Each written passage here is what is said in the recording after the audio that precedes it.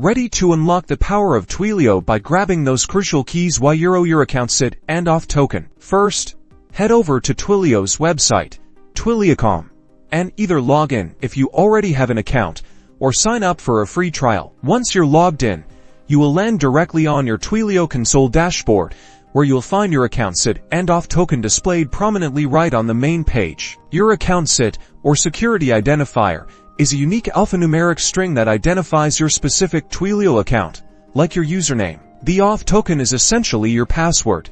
It's a secret key that authenticates your requests to Twilio, ensuring that you are authorized to access Twilio's powerful APIs. These credentials are used in your code to connect to Twilio's servers, so remember to replace the placeholders with your actual account SID and Auth token when integrating Twilio into your applications. Never ever share your Auth token publicly, like committing it to a public repository on GitHub, and store them securely in environment variables or a secrets management system. This prevents unauthorized access to your Twilio account and avoids potential security breaches, keeping your communication safe and sound. And that's it.